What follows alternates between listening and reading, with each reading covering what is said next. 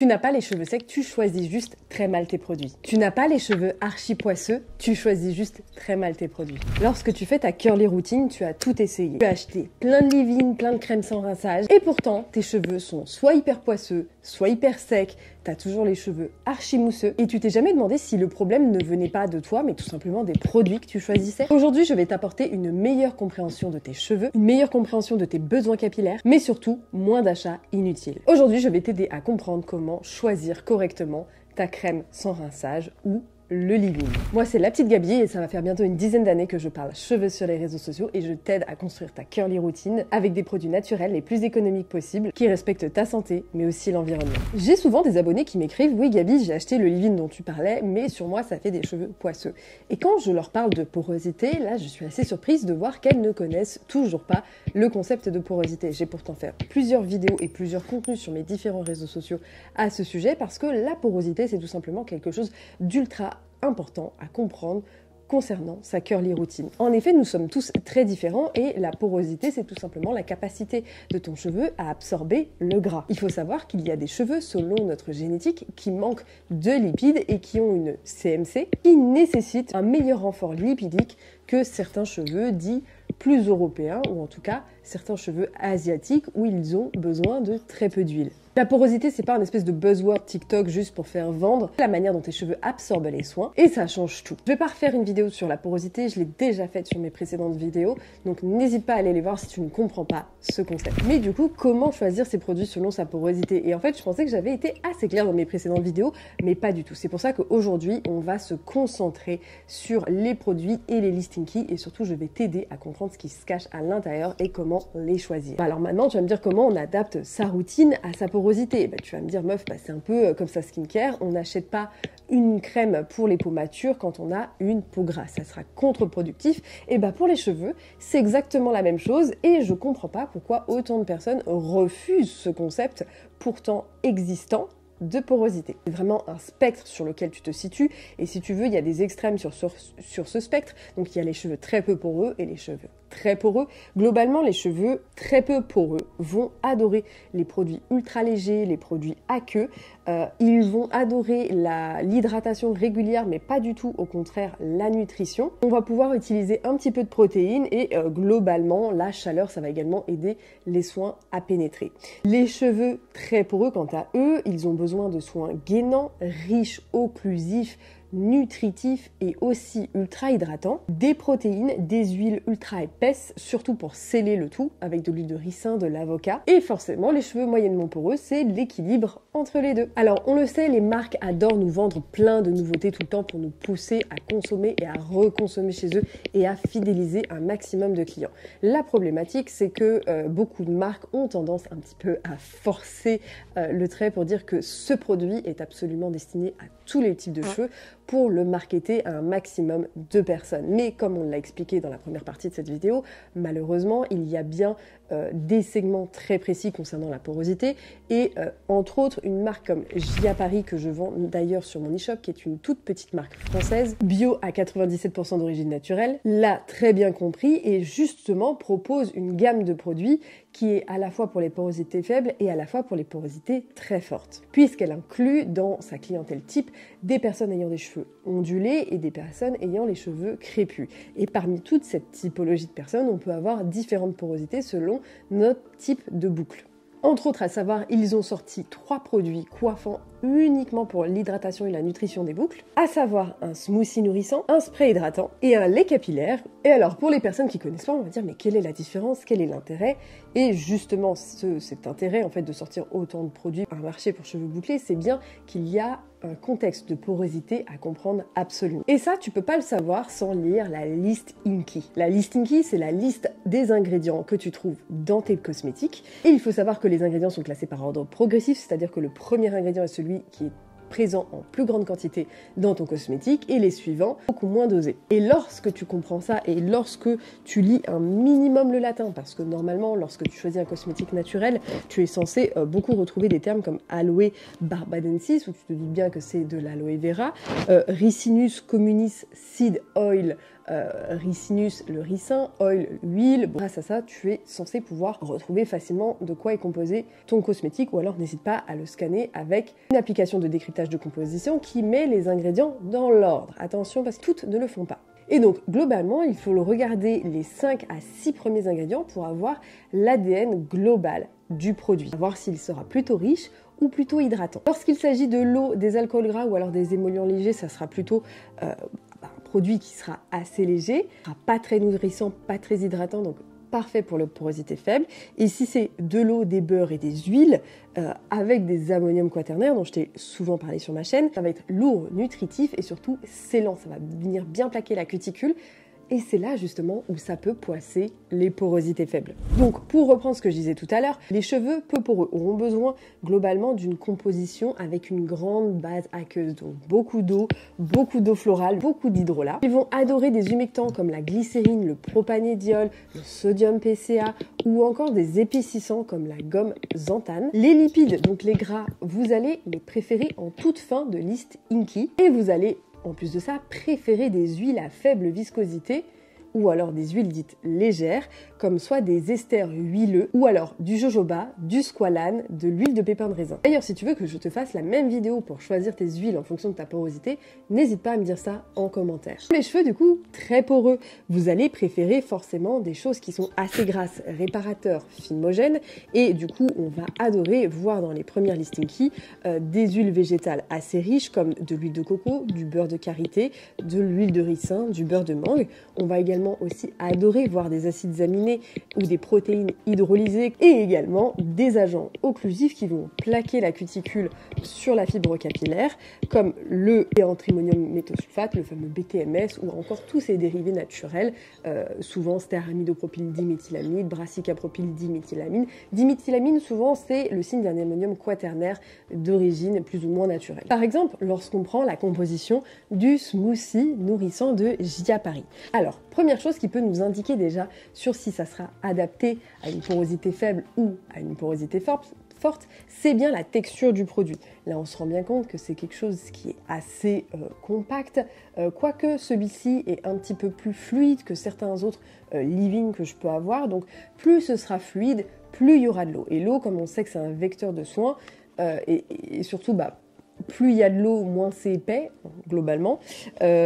Donc plus le produit va être épais et visqueux, plus ça sera globalement pour les porosités fortes, plus le produit sera aqueux, plus ce sera pour les porosité faible. On simplifie un petit peu comme ça. Et ce qui est intéressant, notamment avec ce smoothie, on va le comparer au spray. Lorsqu'on regarde la listing key, on se rend compte que c'est de l'eau, de l'huile de coco, de la glycérine pour l'hydratation, ensuite de l'aloe vera et ensuite du cariocar, ça doit être de l'huile de macadamia ou alors du péki, je ne sais pas exactement, j'ai un petit doute, le beurre de karité, l'huile de ricin, un alcool gras, 2 alcools gras et le parfum. Et déjà, à partir du moment où on a passé le parfum, on a la majeure partie de la composition du produit cosmétique. Et donc on peut s'arrêter là. Et déjà là, on sait que le produit est à une grande partie naturel, mais surtout qu'il est composé en majeure partie d'huile, et ça, les porosités fortes adorent. En revanche, lorsqu'on avance dans la composition, on va retrouver des protéines, mais aucun signe d'ammonium quaternaire. Alors justement, l'ammonium quaternaire, ça peut être génial pour certains types de porosité, parce que ça va plaquer la cuticule et ça va surtout éviter que les cheveux s'en mêlent, mais ça peut aussi alourdir les boucles. Et ça, il y a beaucoup de personnes qui me disent « Oui, mes cheveux ne tiennent pas, ils tiennent une journée, mais le lendemain, les boucles s'affaissent. » Peut-être qu'il y a trop d'ammonium quaternaire et que c'est placé beaucoup trop haut dans la listing key. Donc là, on n'a pas d'ammonium quaternaire, donc normalement le produit devrait apporter pas mal d'hydratation, surtout beaucoup de nutrition, mais du rebond, à condition qu'on le fixe bien évidemment. Et on prend le spray hydratant. Alors le spray hydratant, normalement je pense qu'il est aussi à la fois pour hydrater les boucles en cours de semaine, pour faire un refresh, mais les porosités faibles pourront globalement l'utiliser, parce que lorsqu'on regarde la composition, on est donc sur de l'eau, de la glycérine qui va être là pour hydrater, du jus d'aloe vera, donc là, toujours beaucoup hydratant, et ensuite de l'huile de ricin. Mais l'huile de ricin, on sait que c'est une huile qui est très visqueuse, qui est très lourde, et donc on ne peut pas mettre beaucoup d'huile de ricin dans un spray, parce que on est vraiment sur quelque chose de très aqueux. Donc on sait déjà que là, il n'y en a pas beaucoup. Ensuite, on va retrouver un C1422 alcool, donc c'est un alcool gras, si tu veux, pour fluidifier tout ça, pour permettre le mélange, et ensuite du parfum. Donc on se rend bien compte que là, globalement, c'est un spray d'eau de glycérine, d'aloe vera, et avec quelques petites gouttes d'huile de ricin. Néanmoins, après, on va retrouver des fixants comme des dérivés de sucre, et une petite huile de tournesol à la fin.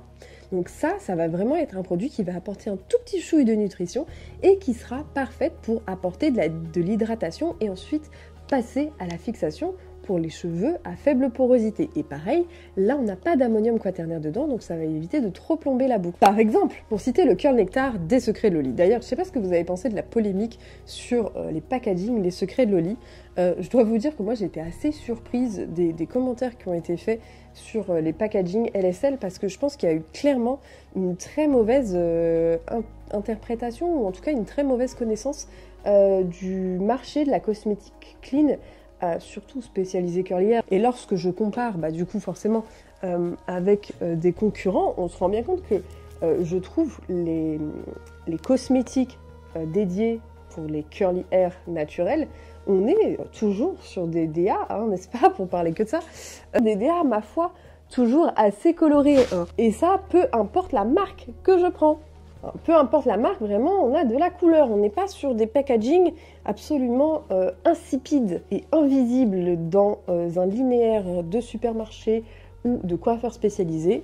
Parce que c'est sûr que ça, à côté de ça, qu'est-ce qu'on voit en premier? Qu'est-ce qui nous saute le plus aux yeux? Évidemment, c'est ça. En fait, je comprends même pas qu'on puisse dire que c'est cheap. Les packaging avant, quand moi j'ai connu la marque en 2017-2018, parce que ouais, utilisatrice d'assez longue date quand même, on était sur des packaging vraiment très basiques, quasiment entièrement blancs. Revenons-en à nos moutons. Pour parler du Curl Nectar, par exemple, analysons sa composition. Donc là, on est sur de l'eau, de l'aloe vera, un alcool gras, un émulsifiant, de l'huile de ricin, du miel, et là nous allons retrouver un béanthrimonium méthosulfate qui n'est autre que le BTMS, qui va agir justement pour apporter du démêlant et surtout plaquer la cuticule. Donc même si dans les premiers ingrédients on va avoir quelque chose d'assez hydratant, d'assez fluide, on se rend bien compte que lorsqu'on le met sur les cheveux, puisque ensuite on n'est toujours pas arrivé au parfum, attention, on va encore retrouver de l'huile de soja, du beurre de cacao, différents beurres, de la glycérine, des huiles, et encore un deuxième ammonium quaternaire, à savoir le guar hydroxyle propylstyromonium chloride, et seulement le parfum, et il reste uniquement les substances parfumantes ensuite. Donc là, on se rend bien compte que c'est quand même un produit, même s'il y a écrit 2C, on se rend bien compte que ce produit, en fait, il est là pour nourrir la fibre capillaire sur le long terme grâce aux ammonium quaternaires qu'il contient. Par exemple, la mousse, là, quand on regarde ce qui est surtout important, ce produit, qui est composé d'eau, de glycérine, un cocoglucoside. Quand on voit un cocoglucoside, en général, c'est plutôt un tensioactif. Et en fait, lorsqu'on voit un tensioactif, c'est quelque chose qui peut éventuellement un petit peu assécher, puisque les tensioactifs, c'est censé un peu nettoyer. Mais ça va surtout apporter un effet beaucoup plus léger sur les cheveux bouclés, beaucoup moins gras, beaucoup moins lourd, et ça va favoriser la tenue de la boucle. Donc c'est là, globalement, lorsqu'on regarde la composition, on va être sur des extraits protéinés, du pullulane, un petit peu de lin, et globalement très très peu, voire aucune huile à l'intérieur. Donc ça va être vraiment un produit qui va figer les boucles, qui va apporter de la fixation, du volume, je te l'ai déjà montré d'ailleurs dans mes vidéos. Par contre, utilisé en synergie avec la méthode du double gel pour les personnes à faible porosité, elle est juste absolument géniale. Par exemple, ce produit que tu peux retrouver chez Action, qui dans mes cheveux ne fait absolument rien. C'est comme si je mettais rien dans mes cheveux.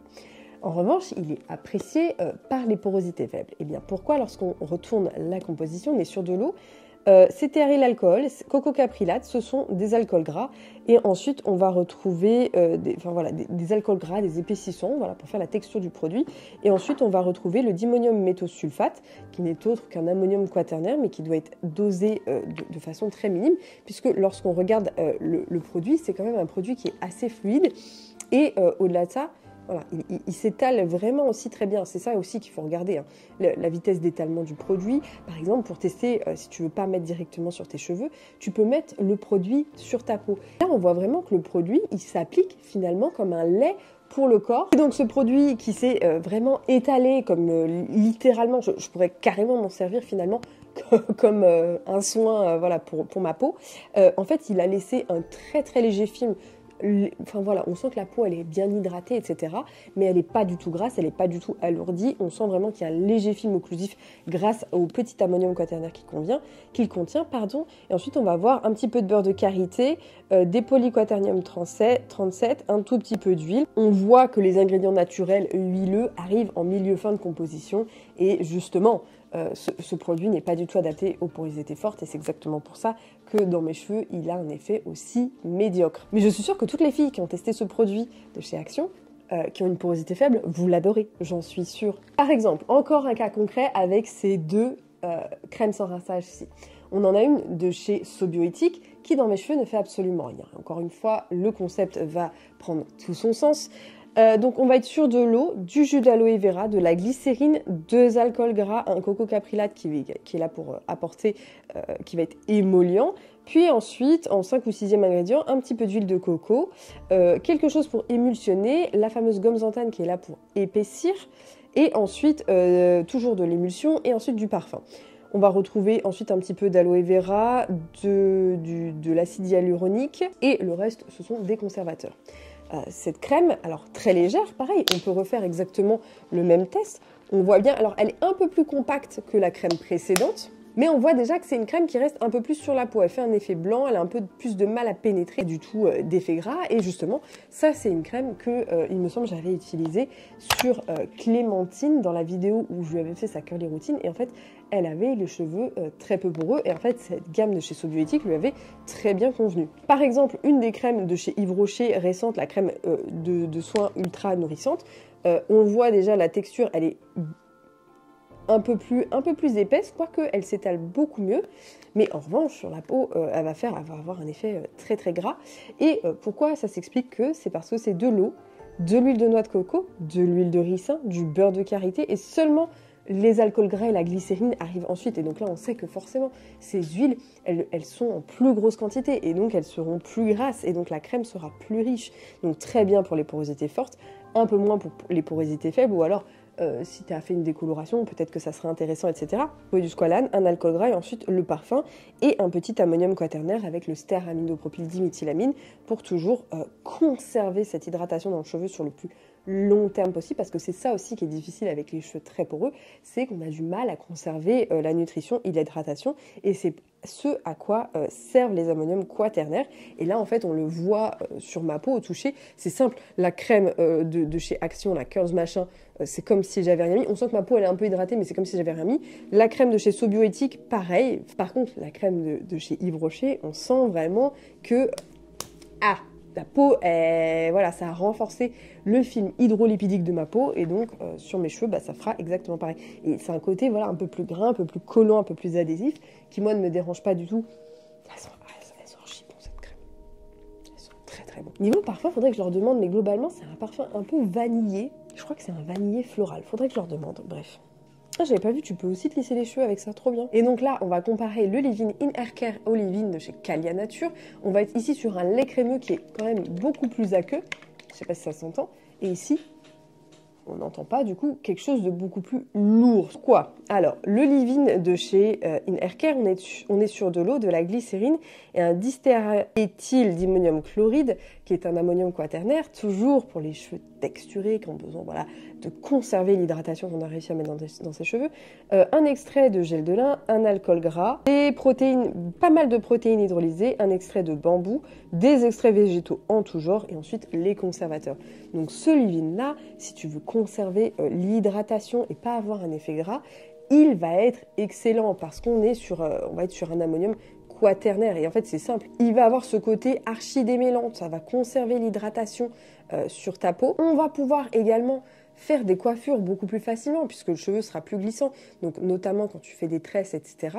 Et en fait, tout simplement, pourquoi l'ammonium quaternaire? Parce que l'ammonium quaternaire conserve vraiment, vraiment, vraiment bien l'hydratation de ton cheveu. Et en fait, quand tu vas remettre un petit peu d'eau dessus, ton cheveu, bien au contraire, ne va pas se déshydrater. L'ammonium quaternaire va faire son taf correctement et ça va aussi énormément limiter les frisottis. La problématique, c'est que l'ammonium quaternaire, ça peut être des fois un peu trop lourd et les personnes, en fait, elles vont se retrouver avec des boucles extrêmement alourdies. Alors, pour certains types de cheveux, comme les cheveux frisés et crépus, c'est peut-être quelque chose que vous aimez. En revanche, les cheveux ondulés qui veulent du rebond, c'est quelque chose sur lesquels il ne faut pas se lancer. Et là, pareil, je le vois sur ma peau, vraiment, même le produit d'ailleurs ne s'absorbe pas parce que la peau n'a pas la capacité, en plus je viens de l'hydrater par-dessus, et du coup ça fait des résidus. On sent que le produit reste, on ne voit pas parce que je crois que j'ai de la lumière divine sur moi, le produit reste vraiment en surface du cheveu, vraiment pour le gainer. Là où le lait à la sapote de chez Calia Nature, en fait on le voit, la texture il est hyper fluide, voilà, il s'étale très très très très facilement et j'adore les produits Calia Nature. Et en fait c'est simple, pourtant lorsqu'on regarde la composition on est sur de l'eau, un extrait de vin, je crois que c'est ça, non pas de vin, vitis, d'huile de pépins de raisin, de glycérine, d'huile de sapote, d'huile d'amande douce et de l'érythriol qui est un dérivé de glucose qui est là un petit peu pour apporter de la fixation.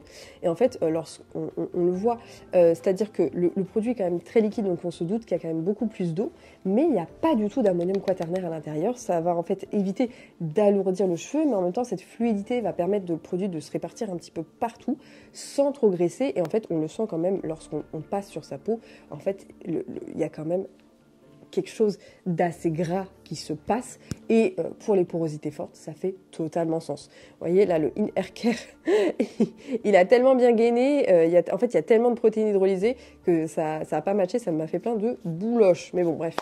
Pour faire simple, globalement, qu'est-ce qu'il faut retenir? Les alcools gras sont globalement pour à peu près toutes les porosités. Le cétarilalcool, le cétylalcool, le stéarylalcool. Il n'y a que le bénylalcool qui est un petit peu plus lourd, un petit peu plus gras, mais on le voit rarement dans les compositions.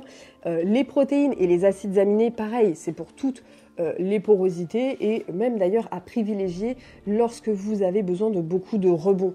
Notamment, cette mousse, elle va vous donner beaucoup de rebond, mais un côté un peu plus sec, avec un côté entre guillemets un peu plus sec, un peu plus léger, que moi mes cheveux ont beaucoup de mal à tolérer parce que moi ils ont besoin de nutrition, d'hydratation, et c'est vrai que la mousse seule, en tout cas sur mon type de cheveux, bah c'est pas possible, tu vois, ça fait... Alors oui, le AJ1, j'ai un cheveu qui est incroyablement rebondi, ça a été hyper vite pour faire ma routine, mais par contre sur les jours suivants, bah, le problème c'est qu'il n'y a pas assez de nutrition. Donc, les protéines et les acides aminés, donc globalement hydrolysate with protéines, hydrolysate kératine, hydrolysate silk, arginine, sérine, proline, cystine, collagène, enfin bon bref tout ça, globalement c'est pour toutes les porosités, ça va avoir pour but de renforcer la fibre capillaire, mais ça peut aussi l'assécher si c'est en excès, et c'est voilà, c'est tout simplement un petit peu ce qui se passe quand j'utilise cette mousse toute seule. Ensuite, les ammonium quaternaires, les fameux agents filmogènes, donc le B-antrimonium méthosulfate, le C-antrimonium chloride et le ça va être plutôt pour les porosités fortes. Le brassicamidopropyl diméthylamine aussi, s'ils arrivent très très haut dans les INCI, méfiez-vous. Ensuite, les agents nourrissants, émollients, donc ce qui va être beurre de karité, beurre de mangue, beurre de cacao, ça forcément c'est pour les porosités fortes. L'huile de ricin, c'est une huile qui est très visqueuse. Si vous voulez que je vous fasse la même vidéo pour les huiles, dites-moi ça. Donc pour les fortes porosités, l'huile d'avocat, l'huile d'olive, ça on peut être sur une porosité mixte. Par contre, l'huile de jojoba, d'argan, de pépins de raisin, on va être sur une porosité faible à mixte. Et en revanche, les esters huileux, ça, les porosités faibles, je vous les conseille très vivement. Donc le capric triglycéride, le cococaprilate, l'isoamyl laurate, tout ça, ça c'est vraiment des huiles qui ont un potentiel d'étalement ultra rapide, parfait pour les porosités faibles. Après, donc les ingrédients, hydratants. Globalement, les ingrédients hydratants sont pour toutes les porosités. Mais globalement, la glycérine, en général, je vous l'ai dit, mais ça dépend aussi à combien elle est dosée. La glycérine, globalement, c'est plutôt porosité moyenne à forte.